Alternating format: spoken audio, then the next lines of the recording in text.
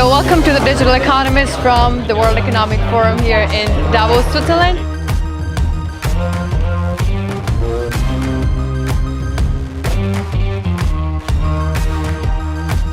We are holding our inaugural roundtable, and we're very excited to have a huge turnover and a highly curated roundtable.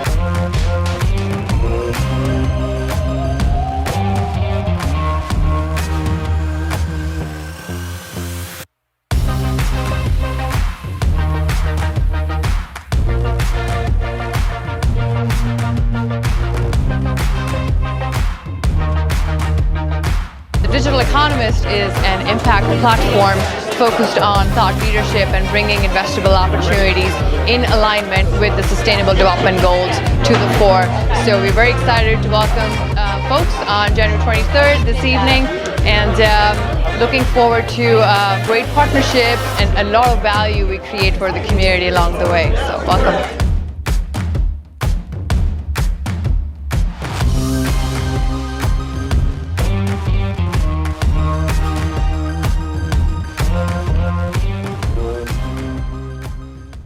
So again, Nathan, welcome to the speaker series and the talk, and we appreciate you taking the time. So this is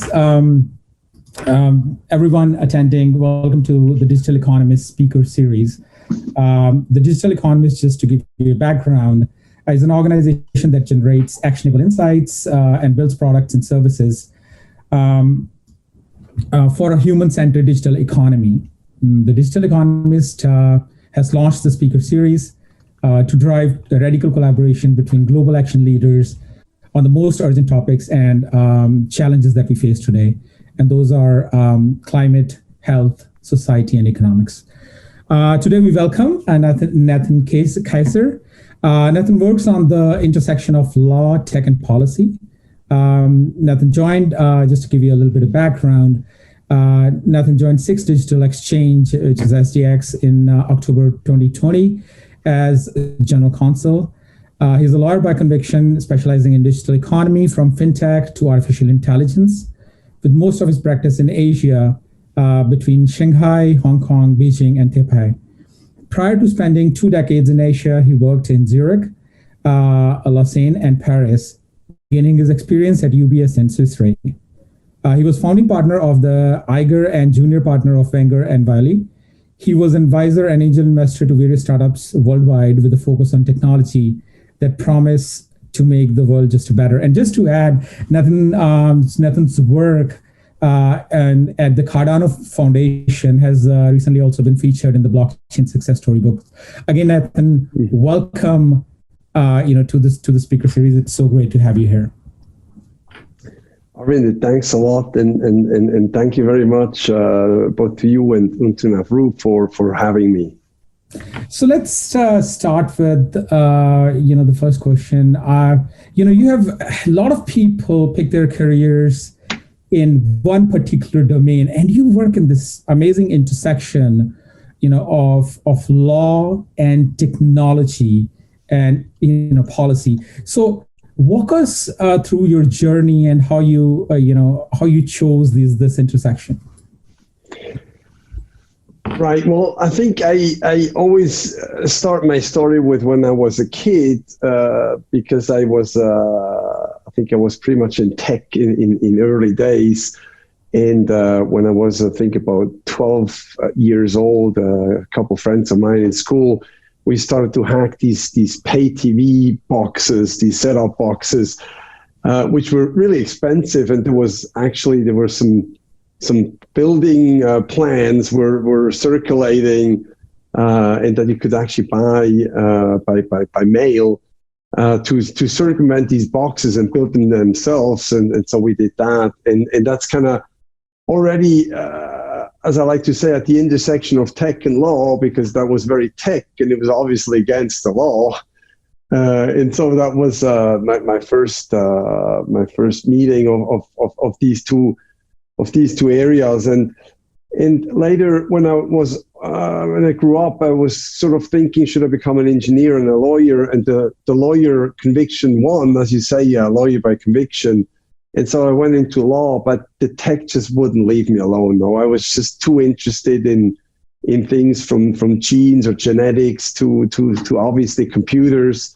And I had also started to program in BASIC back then. And then I did decide that from BASIC, that was all I could do in the programming field, and I had to leave this one to others. So later on, when I then became a lawyer, I did, because I had that interest or that curiosity in technology, I started to also advise clients which were very technology heavy and which then often could not find a lawyer that actually understood what they were trying to do. And I just found, in order to practice law or be a good lawyer to your client, you should be understanding what he or she want to achieve and why this tech or that tech was better or different from others. And so that was a very, I would say, a very fruitful working relationship that I've had during my 20 plus years of legal practice, of actually wanting to know and then also asking the client to explain the tech in exchange for explaining the law. I think that was surely a start. Let's put it that way. Yeah. Thank you. That's great. I've interestingly, long time ago, it was grade 6. My first language in which I started programming was BASIC as well. I remember all the go-to loops and all of that stuff. It's interesting because I think what we have seen in the past, 2 decades is this evolution of, technology. There's a parallel universe. I like to think about it that way, that there's a parallel virtual universe that is being built, the artifacts, industries, that are probably at this point of time, not probably, but definitely much more valuable, right, in this virtual realm than they are in the real realm, right? I mean, talk about Airbnb, being one of the biggest hotels, if you want to say it that way. Right. Yeah. So I think that brings us to this idea of, technical digital assets, right? And, SDX deals with some of that, and within your work in Cardano Foundation, you've also been dealing a lot with the idea of technical assets in smart contracts. So how has your view on how you look at the evolution of this technical assets in virtual world evolved over a period of last 10 years? Absolutely. I would almost go a step back, actually, because what happens is, and this is where the humanity comes in. I realized that tech was becoming, that the technical development or the development of technology has sped up to an extent where it was finally, and I would say pretty much during the past 10 years, it finally has become much faster than the law. And that I started to see this as both a solution and as a problem. And really between the technology and the law, the binding factor is actually us human beings. And we're standing sort of sandwiched in between, but also acting on both. So the technology is not developed from the outside, but it comes from us. And it's people who push technology.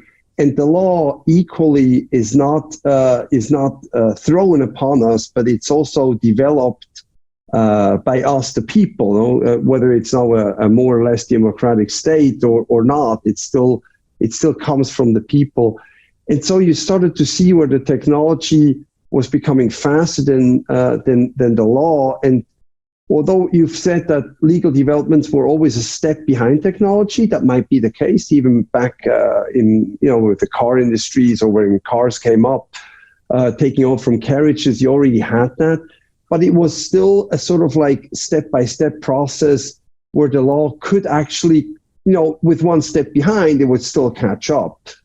And I think what's happened in the past 10 or 20 years is really that we've lost that control of law, And now it also, as a result, the relationship between tech and law has become maybe a bit more antagonistic, which is almost a pity, because both the people behind the new tech and technological developments, as well as the people behind the law, they actually want the same thing. And this is what is, you mentioned Airbnb and digital assets.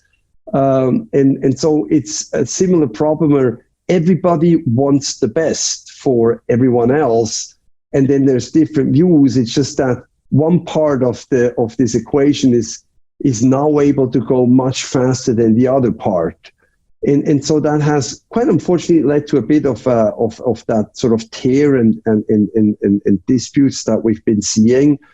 And we've seen that with Airbnb, although I think at least you can say that part of the internet has probably been largely settled, but it's been a busy couple of years for Airbnb and the regulators and the people behind and around it. And now we're seeing pretty much the same thing with digital assets, and that's where we stand now. And so I'm actually every day I do wake up and I think, wow, what are we all going to do today? Because you have these two forces, and so will we find? And I think that's in the digital asset space, that's maybe the challenge given to everybody in the space, to try to find that middle ground between, we're going to push the tech, and then we'll see for the law on the one side, and then the lawyers or the regulators on the other hand saying like, oh, how are we going to rein in all these techies? And I think that's where we are right now. It's extremely exciting. There are large promises by the tech to improve the world, and you've mentioned it yourself. I always say, make the world a better place just a little bit, and that's a promise that we have. And now we need to do this in a way that we bind both the tech side and the legal side with that common goal of making the world a better place for people. And that's where I think the people come in. How both sides, both the tech and the law, they will think about, what do we, the people, actually want now, and what is it that we're trying to achieve, which has as an eventual goal the betterment of society and how people can live and spend their days. I think that's very exciting. Yeah, maybe to pick up on your question, how has my thinking changed over the past 10 or 20 years? It has changed from being much more focused originally on the tech on one side, on the law on the other side.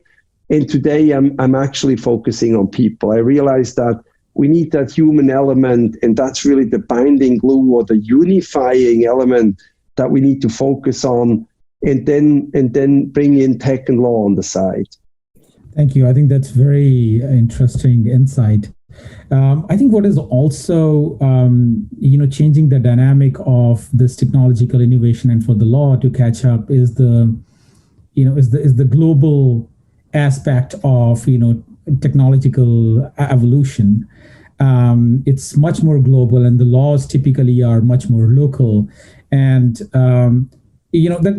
that's it's a good segue to our next question. One of the interesting technologies that is being talked about, and you've been involved with it as well, is the idea of hyperledger and blockchain. And there has been a lot of offering that has we've started to see. It has gone through that Gartner cycle of hype. It's gone through the hype, and now it's going through rediscovery of sorts. So where do you see, beyond fintech, we have seen some promises in fintech, we've started to see, some promises in blockchain, but what are the other, avenues in which, over the next 5-10 years, you see, there would be a huge influx of, blockchain applications? And what do you see the benefits and the limitations of the blockchain and the hyperledger technologies as you see currently? Absolutely. Well, I almost would like to start answering with maybe changing the terms a bit. And although I use the term blockchain myself all the time, But I think what's really the one element in blockchain that I want to take out in order to answer your question is decentralization. And I think in the end, this is let's call it the feature, the defining feature of these new technologies are really decentralization. And then we immediately have to dig deeper and say, what does this mean? And we're landing right back with people, as you will immediately see.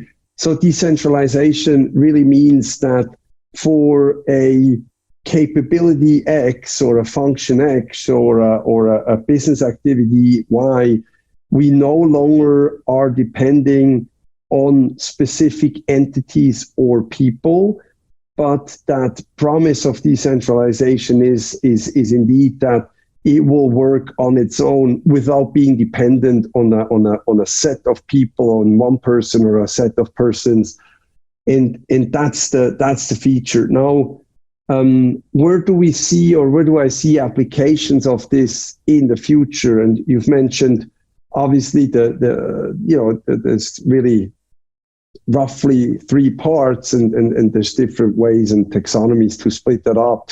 But you can obviously talk about cryptocurrencies on one hand, and then you can talk about digital assets on the other hand, or as a second item. And digital assets is also, of course, can be defined as that can be securities or not securities, bankable assets, unbankable assets, which can all be tokenized and therefore decentralized with regard to their being and handling. And I can talk in length about the second part as well, and I probably will. And then third, it's really what's called smart contracts is also very large but equally a vague term. And in smart contracts, how I put it myself, I do try to paraphrase the term smart contracts as sort of a decentralized computer that you don't have at home, but it's also not at somebody else's home. And it does what a computer does. It runs programs. And I think the three parts are interlinked. So between cryptocurrencies, digital assets, and smart contracts, there's very, very close links and overlaps and maybe dependencies. But that's how I see the space roughly. Let's talk about digital assets first. Cryptocurrencies, we've already made fair progress. There's a couple cryptocurrencies out there. They have now sort of been proven to be resilient to different attacks, whether they are technological attacks or commercial attacks and legal attacks or even political attacks. And so they seem to be able to stick around, that's fair to say, with all the shortcomings. So we're not even going to go into proof of stake versus proof of work. Those are important topics, but they're being addressed. But let's then move on to the digital asset space. That space is, as I think most will agree, is still nowhere. No, it's the digital asset space is nowhere. You can easily ask anybody on the street, and that street can be in the middle of Zurich or San Francisco or New York. When is the last time you used tokenized, decentralized digital assets? And the answer is never. No, it's because there are bits and pieces that many people and companies and groups of people are trying to develop all over the world, from Asia to Europe to the Americas. But we're still nowhere, and that's not a bad thing. It's I'm almost happy in a certain way that we're almost nowhere, because that makes that antagonism that I mentioned earlier not so stick out at this point of time. And so I can also right away pick up here in the digital asset space that the space is nowhere for two separate reasons, and that's not a bad thing. One is that the tech is still not here. No, we have a lot of people coding, and obviously there's a cryptographic element, and that space is moving along at lightning speed. It's less visible, but it's here with zero knowledge proofs, also just seeing the light of day slowly, the light of the practical day, that is. But also in the coding space, when it comes to scalability, we all know scalability is a big issue, unsolved, but with, again, lots of potential avenues, with not one being the right or wrong one, or one being the only one. But I think all these avenues, or many of these avenues to solutions for scalability issues, will become useful and utilized. So that's another big tech problem.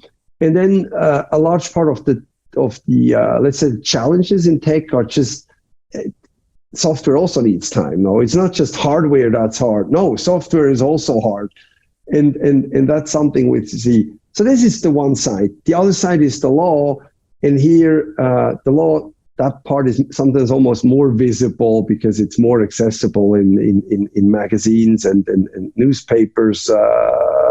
In the media, generally speaking. In the law, we're talking regulators, we're talking legislators, we're talking fast shots, we're talking slow shots. So this is in the making, but also very early days. So the good thing, because both are early, is I do now see a sort of a sweet spot arriving between the tech and the law when it comes to digital assets, where things are ready from all sides. And that will be, I think, a very interesting and successful time that will come, because things will be able to be deployed at scale, both with regard to tech and law, which will enable people and companies and groups of people to take advantage of that promised new land, play around with it, make mistakes, learn while doing, and that will move the digital asset space ahead in the coming 2-3 years in a way, and also in a size that I think people still underestimate. That's how I see the digital space. I could then go into smart contracts, but that's almost like the next big thing, and I think that space is truly still immature. And by the way, with regard to smart contracts, the issue of several geographies or jurisdictions and the cross-border legal aspect will be much more pronounced with regard to the utilization of smart contracts. Nobody has answers. There's not even the questions are clear now. So let's push this aside, the smart contracts, redo the same program next year, and then we can talk about smart contracts. But for this time, we stay with the digital assets. Well, thank you. That was very insightful. I think the excitement around, as you rightly said, distributed technology, especially smart contracts, is, I personally find is the idea of transparency. And, I wonder, like in 100 years, maybe the distributed technologies evolve to a point where, the campaign promises become smart contracts, and the governments that do not execute it, right? So there's this idea of, making commitment, and I think that's the core basis of business is, the implications of not fulfilling a commitment and the implications of not. And I think smart contracts basically codified. But let's also talk a little bit about, we hear a lot of conversation around data being the new oil and data being at the center of things. And the other, burning question is around the privacy of the data. There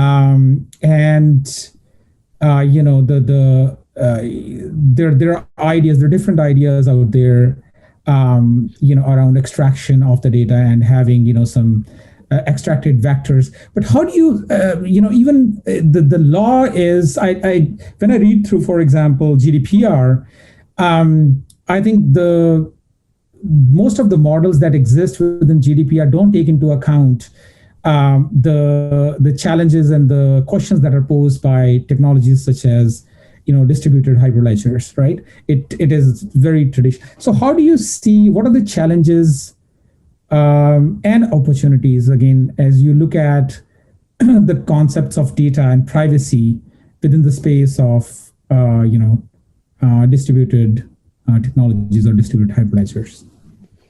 Absolutely. I love this question. I have to say that right away. Let's say that I'm also an affiliate with the Berkman Klein Center, which is a part of Harvard University, where privacy is really at the very core of what's being looked at the Berkman Klein Center. And so privacy is very close to my heart, I can say that. Although I would never consider myself a privacy lawyer or a privacy guy, I am sort of surrounded, or have been surrounded by this for the past many years. And I think privacy, what I've been seeing specifically in the space of decentralization, or the blockchain space, if we can call it like this, is that there is still a relatively low level of awareness and sophistication when talking about the subject. So there are still quite some easy statements like everything should be public, everything should be transparent. And I think this is part of the current level of maturity of the blockchain space when it comes to deeper thoughts on the human-centric aspect of it. And so I do wish that this general level of awareness, specifically in the blockchain or decentralization space, will increase, and that will require education, which is, I think, a large part of what many of us are trying to do. And I think the Digital Economist is actually very much in the square middle of that objective, or educating people in providing the material and the tools for people to educate themselves. And then there's obviously, I'm saying that because I was next to it for several years, the MIT, the Digital Currency Initiative, who are among those who are really trying to push that education process. And so the way I see it is that once you open up that hole that's called privacy/transparency, it gets very complicated very fast, and you do then see very quickly what's called differential privacy is a typical term. That privacy is actually, just the term privacy is hard to grasp, and you see that. So there's like different, or situational privacy, different privacies aspect for different situations at different times. So it's okay for me to overhear something in a bus because it's a bus, but if it were in a park and I sit next to two people, it would actually be a privacy issue. But in the bus, there's less of a requirement for privacy, or an offer of privacy. And then some things are private today, but not private tomorrow. And some things are private or tomorrow, but not yet today. And so the complexity of that subject, I think, gets lost very quickly. And that's a bit unfortunate. Where blockchain comes in is not at all, in my personal view, as a savior or tool of any sort to solve privacy issues. If anything, it's just yet another tool to solve other issues, and it brings with it privacy questions. So it's not the solution to any problem, but it's something that creates a lot of questions, and then actually requires first phrasing of the questions, then the answering of the questions, and then the design of our tools and blockchains and decentralized technologies that then by design implement the answers that we found when asking the questions. So this sounds very convoluted and complicated, but maybe that's the point. No quick solutions.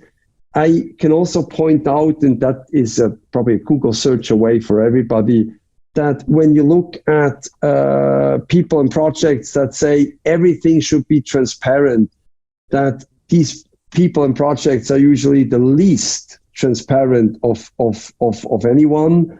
And so there's a big discrepancy between saying everything should be transparent and this should be transparent and that should be transparent, but not being transparent themselves. So this shows that this is no easy space to navigate. So easy answers, high distrust, many questions is a good start. Thank you so much. I think that's great to hear. Your perspective on both and the way you put it.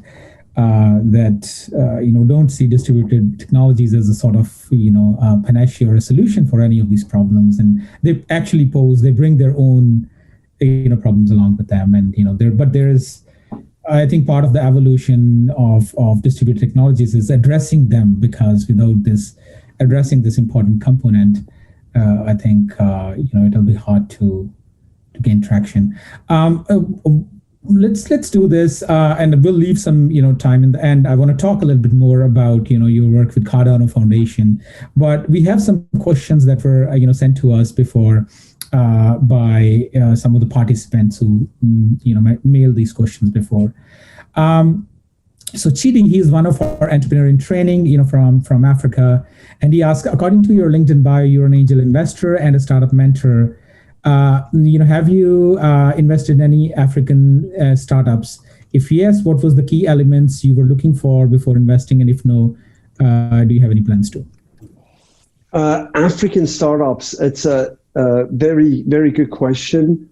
I have had quite some contacts, obviously, with the African space, and one is, again, through my exposure and dealings with or my activities within the Berkman Client Center, and then also with crypto in general. I am far away from anything which I would call understanding Africa. So I'm a non-understander of Africa, simply because I have not been there except Egypt once, and that's about as limited as it was, and that's a long time ago.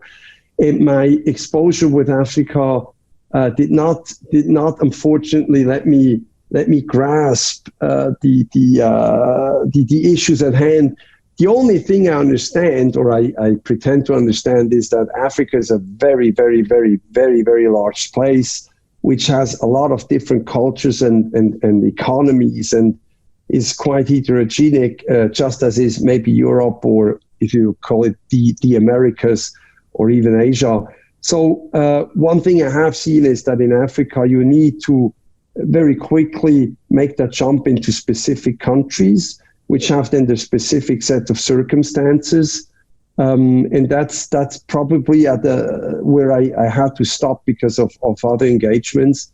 So I was not able to invest in an African startup. It did not jump on me. It's also, obviously, you see a lot of startups and a lot of efforts, and it's far from possible to invest even in only a tiny fraction of them, because there are too many. I do know that Africa is alive, and that's now a general statement which I don't like, but I think that's fair to say. Africa is alive and kicking with an incredible amount of entrepreneurs and set of people that are trying to make Africa, their world, a better place in a both local circumstance as well as in a maybe regional circumstance in some parts of Africa, and then maybe also overall. I know people are pushing, working very hard. That's all I know. Thank you. Yeah. So the next question comes from Mike Dury, who's our colleague at the Digital Economist. He asks, scarce assets like real estate, collectible cars, and precious metals are being tokenized. What assets do you feel need to be tokenized to actually benefit societies? I can tell Mike that he's not the only one to ask this question, very obviously, and we're asking these questions, or this question specifically, ourselves at SDX. And I know that many startups are asking the same questions, and it's a heavy topic of discussion within, let's say, the Swiss context, or what's called Crypto Valley, but also obviously in Asia and in the US.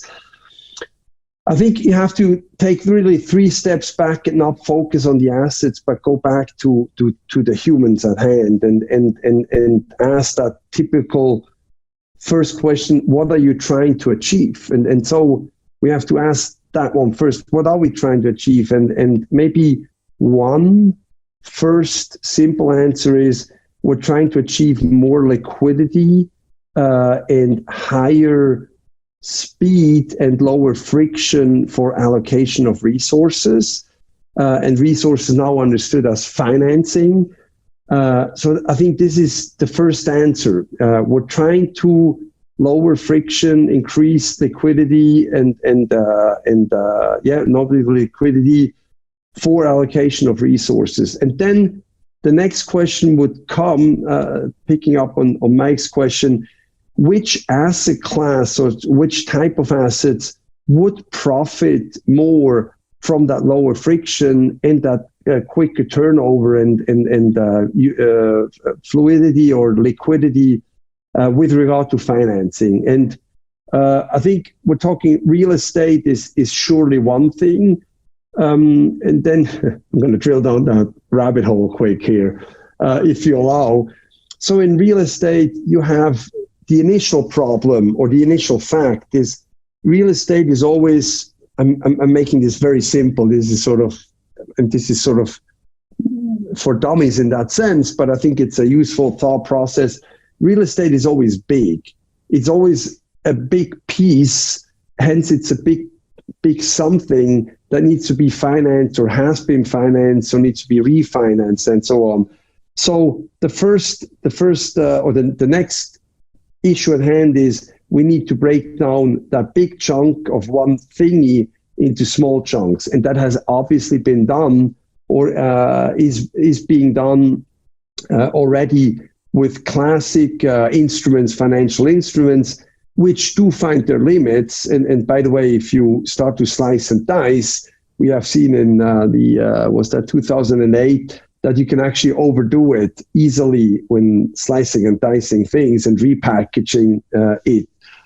And so the splitting up of one piece of real estate into several parts can be done and can be addressed and has been done by classic instruments. So the next question is, where does decentralization, or maybe in an easier way, tokenization, come in? And now it gets very hard because that's not absolutely clear yet. We don't have the answer yet. We know that it's arguably easier to transfer tokens than, let's say, shares in a real estate company, or in a real estate SPV, or in a REIT, in a fund. So there's a lower friction for tokens. And now you have to ask, well, okay, if that's the answer, where do we need, or where is there a use for such lower friction for a tokenized share of a piece of real estate, or several pieces of real estate, or even a set of real estate? And that's, I think that's where it becomes really hard. No, you could, some answers, but their only potential answers are, in the developed world, the friction is low enough, so tokenization does not do anything. Possible answer. You could argue that in the not developed world, or in an economy or jurisdiction where law and tech and administration, financial instruments, access to financial instruments, etc., are not so developed, their token would exactly provide that decreased friction. Possible answer. A third answer could be, and that's the opposite of the answer number one and the opposite of answer number two, in developed countries, it all works, but they could dramatically enjoy lower friction, resulting in lower pricing. So that would be not the faster and better, but the cheaper. And so maybe in developed countries, there is a use to increase that liquidity for real estate. And you see three answers, partially mutually exclusive or contradictory. And now you can play this game for the collectible cars and the precious metals and so on, and the art, of course. And you'll find different answers. We don't know yet. No, we don't have the answers on the business side. You do see various, I think tokenized shares in real estate, cars, and art have been discussed for at least 5 years, maybe longer. And we have seen startups come and go, being set up and fail.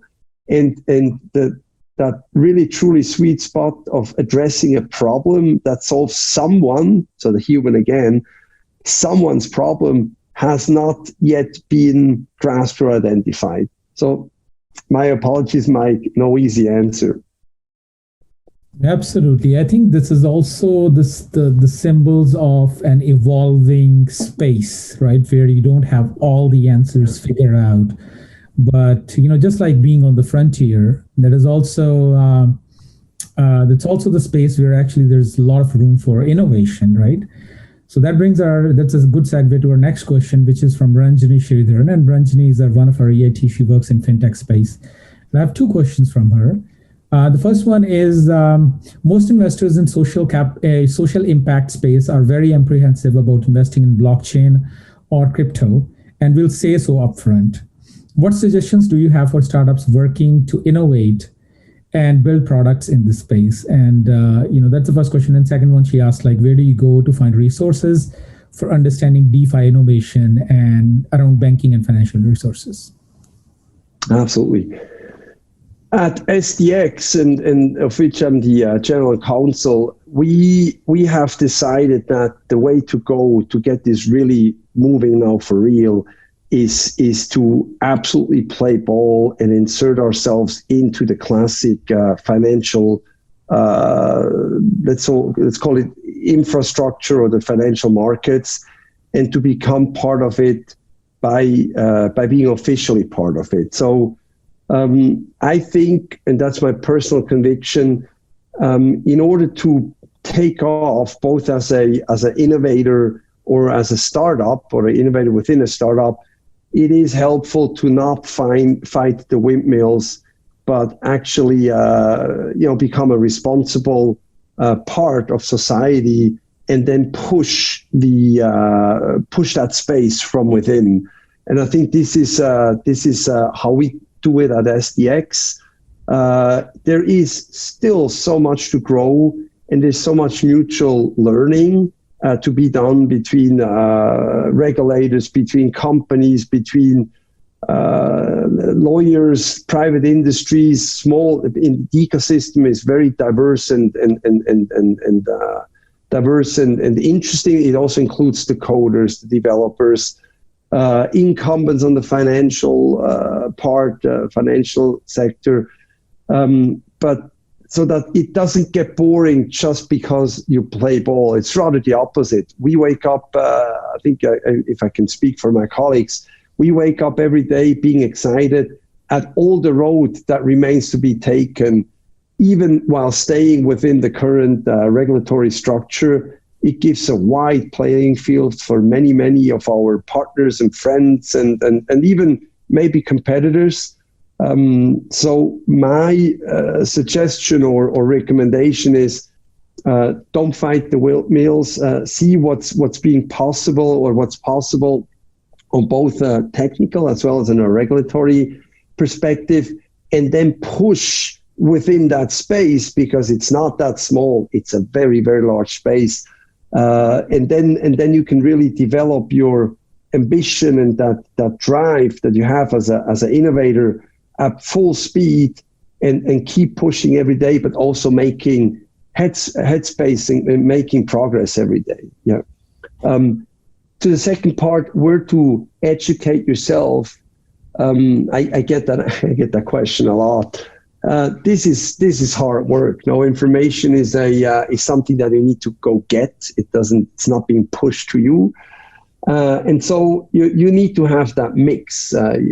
Just as in tech and law, we talk about the policy mix, where not one single policy will be the right or wrong or the decisive part to get technology, to enable technology. But policy always means a policy mix. You need to have different things to address in order to enable future technology. And I think the same is with learning about DeFi. Is you need to have those Twitter. You need to have a Twitter followers that you can follow. You need to read the magazines, the online magazines. But you absolutely, and I'm coming back again to the human part of it, you need to go out and talk with these people out there. You need to have coffees and teas with these people out there in the space that are behind you or in front of you and older than you and younger than you. You need these people, you need to meet these people, talk with them, ask the questions, and you'll be surprised, excuse me, you'll be surprised that these people will ask you questions too, and maybe you even have some answers now, which will make your day, because you'll be able to both learn and teach. And so that is, go out, meet these people and interact in order to grow together. I think that's what that space is about, including the decentralization aspect. Don't stay within your small company and within your lane, but do reach out, and you will see that people will greatly appreciate others reaching out to them, because we're all learning, we're all lost, we all have questions, and we all want to meet the other one. Yeah, I would agree. I think learning happens a lot faster, in a study group, right? So you're learning from each other's experiences and the questions, that each person in a group or in a tribe is coming across. Our next question comes from, Rong, who's one of our EIT. She asks, what triggers you to move to Asia? The European and Asian laws are quite different. Wasn't it very inconvenient for you at that point of time? Talking about the geographical moves, is that right? Yeah, geographical moves and the difference in the law, right. And right. Well, that's a totally different question. I think I haven't been asked that one for a while. So I actually appreciate it. When I left Switzerland as a trained lawyer and having passed the bar exam, and I told people I was going to Asia, I had several lawyers reach out to me in Switzerland and say, why are you giving up your career? And why are you going somewhere else? And but I was young and motivated, and I wanted to see the world. And it proved out the opposite of giving up my career. By moving somewhere else, I was given so much the opportunity to learn. And I think everybody who has moved between cultures and geographies will make the same experience. I was in Asia for almost 20 years, learning something new, not every day, but it was literally by the hour now for 20 years in a row. And learning also means understanding things better. And in the end, I think that's one of the main elements of human drive, is to want to understand how the world works, and leaving my own space or my own place greatly helped me to get just a tiny bit closer to how the world works. And so when I later with the family moved from Asia to the US, it was the same again. And now even moving back to Switzerland, it was yet the same again, because Switzerland today is not the Switzerland I left over 20 years ago. So you always, by everything that's new, is like, oh, they do it differently here. I think you completely ditch the question of whether it's better or worse, because they do it just differently. And then you realize that all these sets of cultural bits and pieces, it can be even large pieces like values. It can be small pieces like how you cut the trees, or how the roofs of a house are being built.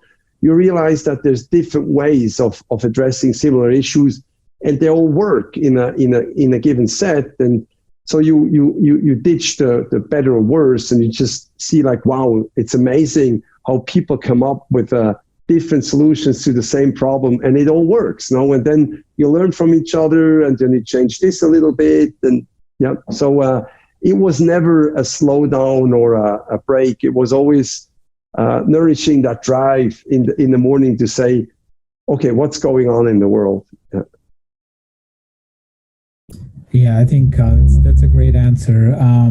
I think as an individual who has lived in, this is my third country where I've lived for more than 5 years, and I've called home. I've realized is the idea of and, when you start to, go from this or that, when you move between cultures and places, and you start with the idea of and, I think it becomes a lot better and more fruitful and enriching experience, right? I think we'll ask one last question, and then I want to give you a little bit of time to talk about your work and the Around Cardano Foundation. So this question comes from Joel Christoph, who's one of our EITs from Spain. He asks, how do you see the pandemic changing the business environment and intellectual property in China in the longer term?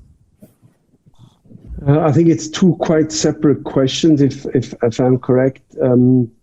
I think on the pandemic and business environment, everybody has, I think we have very diverse, maybe we're back to that and, I like this and, I will remember that, Arvinder, it's because it's additive. No, I also feel that, sorry, I'm regressing quick, but allow me, that when you're from one or two countries, you do add these identities. So you're not, I tend to say that I have, I'm also a Taiwanese national. So I don't think it's right to say I'm half Swiss and half Taiwanese, but you're actually double. No, you're a double national is the better word. You're both Swiss and Taiwanese. So you're actually two things. Yeah. So I do much appreciate you stating that, and I never thought of it like this. Yeah. But back to the business environment, the world has been very diverse and also diversely hit or impacted by the pandemic. Each country, but also each company, each industry, and each family, I think it's fair to say each family has been differently impacted by the pandemic. So I find it hard to immediately draw any useful conclusions except beyond the fairly, I think by now fairly trivial conclusion that everything digital has fared better without human contact. And that has been good for that industry and those processes and those business models. Yes. Whether that's a good thing, I'm not sure. It was a good thing for these companies, and that's good. And again, no, I'm working in the digital space, so the space I'm in has flourished. So far, so good. But we've at a cost, at a cost. So yeah, that's I think as far as I can respond. Yeah. With regard to IP in China, completely separate question. I think I would make that almost a short one. No, most countries and actually Switzerland is a good example, and the US so is a good example. At an early stage of development, were stealing IP and hijacking IP and robbing IP and copying, unduly copying IP and so on. And that is fairly well documented both for the US and for Switzerland. When you go into the history books, there's tons of stories. It's fascinating read. Just as a little teaser, it's a teaser only, the entire Swiss watch industry is nothing else than the result of having stolen the IP from the French across the border, which is not really well known, but it's very well documented. And so that's a quirk of history. And then once you move up the value chain, you'll have to switch gears. And I think in China, we're probably, my personal estimation, and it's over longer time frames, we're probably just about, excuse me, at the moment where China will eventually switch gears and have to switch gears with regard to IP and how they value IP or manage IP. And that's not even, I'm not even talking about specific legal developments or feature A or feature B of whatever IP law and so on. But it's just where do you as a society overall stand with regard to IP and how to deal with it? And I think that will change in China. It's just on the cusp of changing, I'm sure. Yeah, and you can't go your old ways once you grow up and evolve as a society. That's how I see it. Yeah. Yeah, I think one of the things I like to do is read history, and it's interesting how the evolution and the questions that is being posed within this century are like very, very different. Consider that, Gutenberg's printing press, the IP was never copied, right? Or, the mathematics wasn't. So I think it's interesting how, in the previous 200, 300 years, a lot of the, evolution or development happened through, the sharing of the IP versus, the value chain that is being generated within this century is a lot about conserving the IP, right? A very different dynamic. And I think that is also, how countries are, now we're talking more about the digital assets and preservation of the digital assets and the trade policy. So I think it's very interesting as a student of history. It's very interesting to watch how these dynamics have completely changed and how the evolution is completely changing. So in the end, I want to give you a little bit of time to talk about. We have just a couple of minutes. I think we're running late, but we'll talk about it. Your work, you were chairperson of the Cardano Foundation. If you want to talk about your work there and what is what are the future avenues and future things that you're very excited about that you see in that space? Right, absolutely. Well, my position as chairperson is just it's really a position on the side, and I try to keep it that way and leave the light to our staff and try to take a step back as much as possible. I think let me put this right away back to the decentralization space, whether that's a Cardano or what I always call friendly competitors, and that goes for every industry. What every industry needs is friendly competitors who both talk and compete. And so there are obviously approaches from, you mentioned Hyperledger, to there's R3 and there's Corda and so on. There's so many. The space is very busy with different approaches, Algorand, Tezos, and this all makes one big space, and it makes for absolutely fascinating coffees and meetings. Again, I'm not so much a fan of online meetings. I'm much a fan, and Switzerland luckily allows that still at this moment to meet people in person. For a mutual enrichment within this space.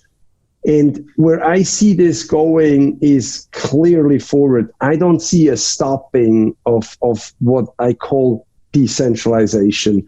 I don't see this slowing down.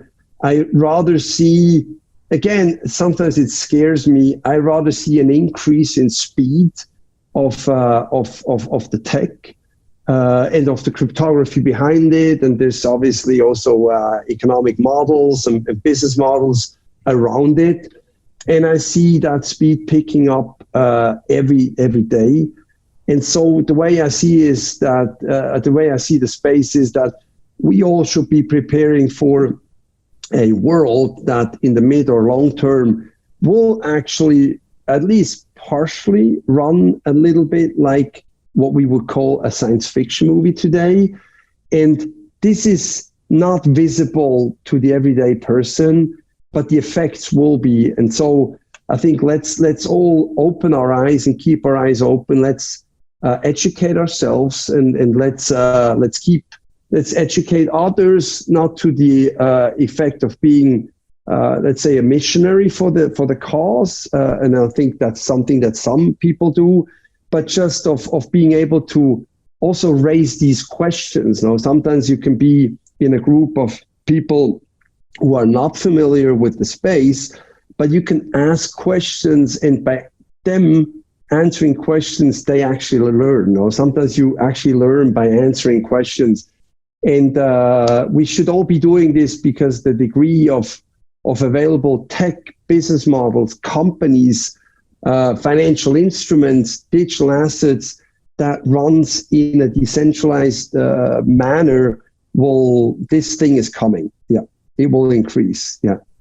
Definitely. I think the rate of the acceleration of innovation that our previous generation saw and we saw, is going to be completely different from what the next generation is going to see. So yeah, I think it's very, very important to be to be in touch of the evolution of technology as it is happening.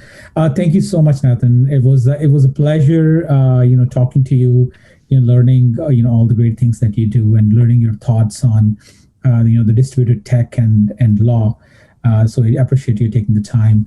To our attendees, I would like to remind that we have a Center of Excellence that publishes papers on, a variety of different topics, from gender equality to the future of tech. So you can, you can visit our website and read those papers. You can also sign up. We would continue to have the speaker series and have, wonderful speakers like Nathan in the upcoming weeks as well. You can follow us on our social media, both on our LinkedIn and Twitter. We actively, notify there about all the things that happen in the Digital Economist. And you can also provide us feedback at info@thedigitaleconomist.com. And the last thing, if you have a particular speaker that you would like to nominate for one of our upcoming talk series, you can do so too, using one of our social platforms or sending us an email. Thank you for being, a wonderful audience on this Black Friday holiday, and so we appreciate you taking the time. And thank you so much, Nathan, for being with us here today.